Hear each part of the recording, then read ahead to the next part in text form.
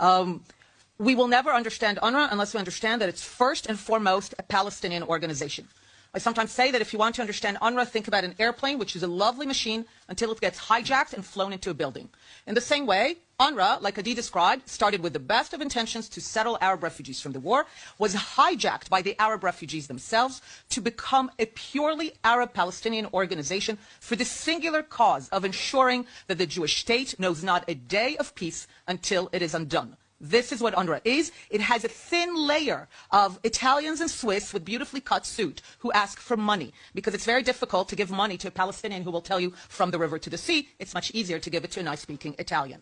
So what do? UNRWA is a classic case of you get what you pay for. So we need to make sure that we pay for something else. For 75 years, money, legitimacy, support, services, aid were funneled to the perpetuation of the myth that Palestinians are still, uniquely from all the tens of millions of refugees throughout the 20th century, that they are still refugees from a war that we think ended 75 years ago, but they don't think it ends until they win it to their cause of no Jewish state. So all the Western legitimacy, the global legitimacy, the funding, the aid, the services were funneled to the perpetuation of the myth of the refugee status and to the belief in the fictional idea of a right of return. And lest we think return is an innocent idea of just feelings of nostalgia to a home that belonged to a great-grandparent in where today is Israel, October 7th is return. October 7th is the realization of the Palestinian vision of return. It was never an innocent idea. It always had the element of violent, brutal triumphalism over the Jewish state. So all the money supported that for 75 years. So what we need to ask right now is not who will replace UNRWA. That doesn't matter. What?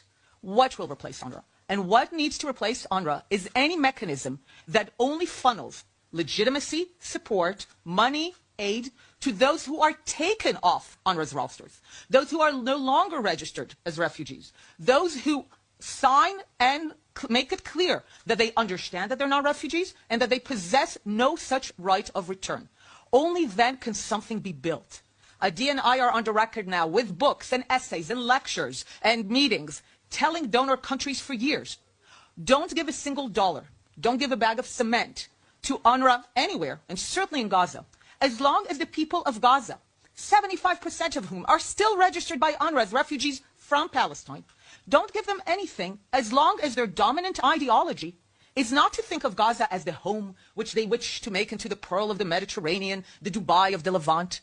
As long as their ideology is to literally use Gaza as a launch pad to liberate Palestine from the river to the sea, Adi and I are on record as telling donor countries, you are guaranteed that all your money, your aid, your bags of cement will go into turning Gaza into a highly effective war machine in order to exercise the brutal vision of return. So this is what we need to say. Doesn't matter who replaces UNRWA. What? Reverse the equation. Legitimacy, money, aid, services will flow only to individuals who have been stricken off UNRWA's rosters, if it still exists, and who themselves testify that they understand that they're not refugees, that they do not possess a right of return, and they have no intention of liberating Palestine from the river to the sea. And I want to end with one thought. October 7th should put an end to the notion of the poor Palestinians, the ones who constantly need aid, money, support. The Palestinians are a highly capable people. October 7th required years of planning, massive investment in infrastructure, strategy, discipline, vision, a perverse vision, but vision. The Palestinians are not an incapable people. They are a people with terrible priorities. For a century, they decided to devote all their substantial capabilities, not to building something for themselves, but in order to destroy the Jewish state. And as long as this is their ideology, anyone who gives them any kind of funding, aid, and legitimacy is guaranteed that this will be funneled to the destruction of the Jewish state and to continued war. And if people really want peace, like Hillel says, they really want to abide by the principles and the vision of the United Nations, reverse the equations, support those who want to put the war behind us, not the ones who want to keep fighting that war. Thank you.